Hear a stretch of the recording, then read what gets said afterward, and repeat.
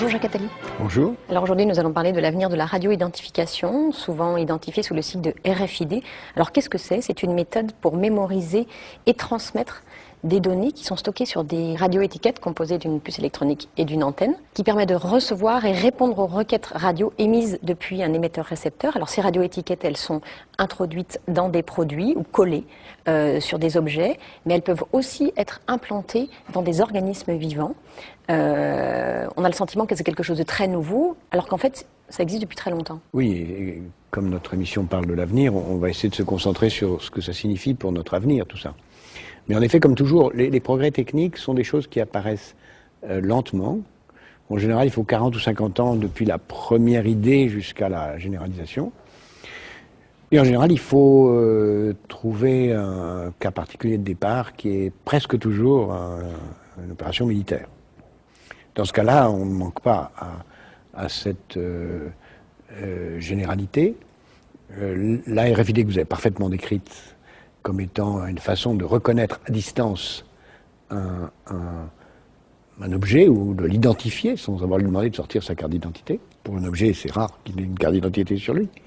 Ça a commencé, en effet, pendant la guerre de 40, aux États-Unis, pour les combats aériens au-dessus du Pacifique, où il y a eu beaucoup d'accidents où les avions américains se sont entre-détruits, et où on a mis dans tous les avions de la flotte américaine des mécanismes qui permettaient de reconnaître les avions amis. Amis-ennemis. Et donc ça permettait au radar d'un avion de chasse de ne pas tirer sur un avion ami.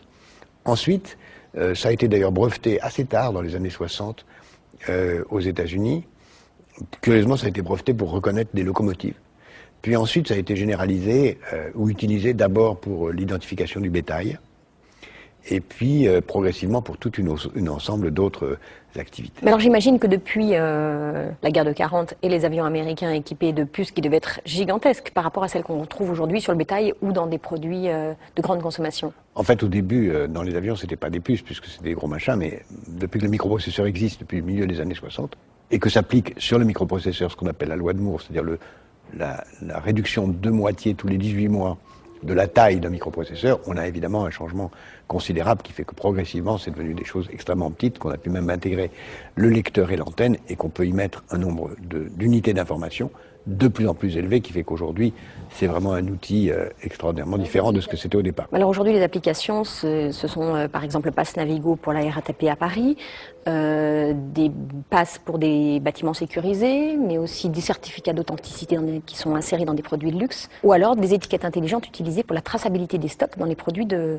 grande consommation dans les supermarchés.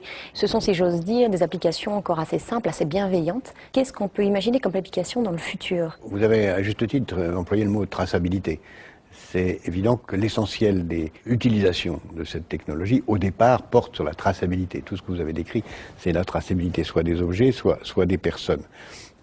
Donc, tout ce qui va être de plus en plus nécessaire à suivre à distance, savoir ce qu'il devient, permettre de connaître l'évolution des produits, les localiser, optimiser les stocks, de façon à ce qu'on ait des stocks minimaux, faire en sorte qu'on sache en permanence où se trouvent ces objets, permettre d'intégrer des processus de production. Oui, on parle d'un enjeu économique majeur dans la traçabilité des produits. Les réductions des coûts sont considérables. En termes de sécurité sanitaire, de pouvoir tracer l'origine des produits agricoles depuis leur conception jusqu'à leur consommation. Tout ça donne une traçabilité sur les objets absolument gigantesque, encore à venir. Sur les personnes aussi, on peut imaginer une traçabilité encore plus grande. Parce que sur les objets, on connaît, mais sur les organismes vivants, que ce soit les animaux ou les êtres humains, qui pourront avoir une puce électronique implantée dans le corps. Mais avant de parler de l'implantation des organismes vivants, il faut regarder tout ce qui va se passer aussi sur les moyens de paiement et sur la surveillance même dans la vie quotidienne de nos enfants ou de nos petits-enfants. Bientôt, on va pouvoir avoir dans les grands magasins ou dans les magasins de grande surface des caddies intelligents qui vont, lorsque vous passez devant un rayon, vous montrer sur un écran de télévision, grâce à des RFID, l'historique et le détail avec la publicité nécessaire des produits devant lesquels vous passez. Ensuite, vous le mettez dans votre caddie et vous sortez du magasin sans payer, puisqu'on aura sur soi une carte RFID qui va vous identifier votre compte bancaire. En payant, mais sans s'arrêter à la caisse, vous voulez dire? Oui, on paiera, mais sans s'arrêter à la caisse au moment de télécharger. On pourrait même aller plus loin, parce que simultanément, on pourrait imaginer, on fera que votre frigidaire lui-même sera en permanence tenu à jour, qu'on sait ce qu'il y a dedans. Par des étiquettes intelligentes. Par des étiquettes intelligentes. Le frigidaire lui-même saura repérer tout ce qui est en lui et vous alertera sur ce qu'il faut acheter au moment où vous êtes dans le magasin parce que ça manque. Et au moment où vous aurez passé la caisse et où vous serez en train de partir, il vous dira quelle sera la nouvelle composition de votre frigidaire et si vous n'avez pas oublié le beurre ou les œufs ou autre chose qui est vital et qui n'est pas là. Mais alors ça c'est formidable pour aider les ménagères dans leur vie de tous les jours. Mais alors dans des applications peut-être moins prosaïques, qu'est-ce qu'on peut imaginer sur la traçabilité des individus? Tout ce qu'on peut imaginer, c'est tout ce qui permettra, soit de façon positive, soit de façon inquiétante, de surveiller les gens. On pourra vouloir... on a parlé de mettre des puces RFID sur des nourrissons dans des maternités. D'abord, on pourra mettre sous forme de bracelet, en effet, des puces RFID pour identifier les nourrissons et savoir où ils sont en permanence, pour éviter les échanges, mais ça, on sait le faire autrement. Des kidnappings. Pour éviter des kidnappings. On pourra le faire et beaucoup de parents pourront le vouloir, suivre leurs enfants, même s'il y a aussi d'autres techniques avec les GPS sur le téléphone qui vont permettre de le faire. À l'école. À l'école, suivre en permanence. Le GPS sera de ce point de vue quelque chose qui sera parallèle à l'RFID, même si l'un et l'autre vont se mêler de façon assez particulière. Et ensuite, on pourra aussi suivre des gens qui seront en situation de demander à être suivis. Par exemple, tous les gens qui pourront avoir des troubles de mémoire ou évidemment les débits. Ou dans une incapacité physique ou mentale. Des activités physiques mentales et qui demanderont à être suivis, à être en permanence récupérés. Là aussi, le GPS et le téléphone pourront être des instruments différents. Est-ce que ça voudrait dire qu'on pourrait stocker sur soi toutes les informations relatives à votre état physique pour ne pas avoir à accumuler des radios, des diagnostics et tout posséder en permanence sur soi? Ça, on peut le faire déjà. Mais à travers une puce implantée sur soi. On pourra le faire soit sous forme d'une carte d'identité électronique qu'on pourra tendre, et même sans avoir à la tendre, c'est tout l'intérêt de la RFID. Vous passez et sans même bouger, sans avoir à fournir un document, vous le donnez. On n'a pas besoin d'implanter une carte d'identité pour que cette carte d'identité qui est dans votre portefeuille soit visible. On pourrait parfaitement imaginer que ça soit simplement dans votre portefeuille et quand vous passez... Oui, ça c'est ce qu'on a aujourd'hui sur les réseaux de transport en commun. Mais si on imagine qu'on réduit les étapes et qu'on n'ait plus de documents avec soi, est-ce qu'on ne va pas vers des questions d'éthique, d'intégrité physique en voulant développer des process, des méthodes évidemment, comme les RFID? À terme, on peut, dès aujourd'hui, ça existe, puisqu'il y a ce célèbre exemple d'une boîte de nuit à Barcelone qui l'utilise déjà pour identifier ses clients en leur proposant l'implantation par une petite chirurgie très élémentaire d'une puce qui leur permet d'entrer, de sortir et même de payer les consommations. On peut imaginer que chaque individu accepte volontairement ou sans le savoir une puce en lui qui contiendrait toute une série d'informations sur lui.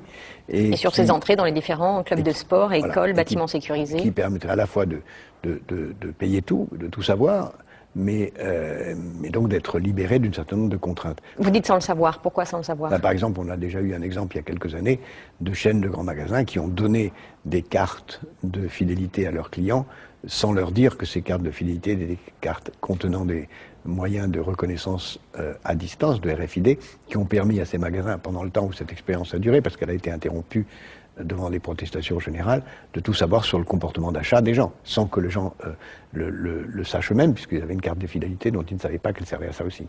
Pour aller plus loin sur la traçabilité, est-ce qu'on pourrait imaginer une traçabilité universelle qui irait avec une normalisation, une globalisation du stockage des données? Est-ce qu'on pourrait, à ce moment-là, imaginer un organisme qui contrôle, qui régule ce stockage des données et leur légitimité à travers tous les pays du monde? Parce qu'on imagine que les gens vont se déplacer et que si on se fait poser une étiquette intelligente sur soi ou qu'on a des documents qui stockent des données, passant d'un pays à l'autre, on voudra avoir une traçabilité universelle. C'est en effet une grande question, parce que toutes ces technologies dont on parle sont aujourd'hui pas tout à fait compatibles, même pas du tout compatibles, et il y a un vrai problème et une vraie difficulté qui se pose là. Peut-être est-ce même souhaitable, puisque ça permet d'éviter que ces fichiers soient compatibles, puisque on le sait bien que la protection de la vie privée exige l'incompatibilité des fichiers, au moins leur incommunicabilité. L'incompatibilité est la meilleure façon de protéger contre la communicabilité. Mais il y a une évolution qui va plutôt dans le sens de la possibilité de créer les conditions de cette communicabilité. C'est ce qui s'est passé sur Internet, où il y avait au départ quelques risques de processus différents, et il y a un processus qui s'est identifié avec toutes les technologies ou les sociétés qui se sont mises en place pour permettre une homogénéisation d'Internet. Je dis ça pas par hasard, parce que en fait, la RFID est une étape d'une évolution beaucoup plus vaste qu'on appelle Internet des objets, où les objets vont avoir aussi une adresse Internet qui est beaucoup plus vaste que la dimension de la RFID, qui vont permettre, ayant une adresse Internet, de communiquer avec d'autres, d'objets. C'est-à-dire une adresse email ou une adresse Internet qui leur crée un mini-site? Une adresse Internet, et ayant une adresse Internet et une capacité de recevoir ainsi des messages, elles vont pouvoir recevoir des ordres.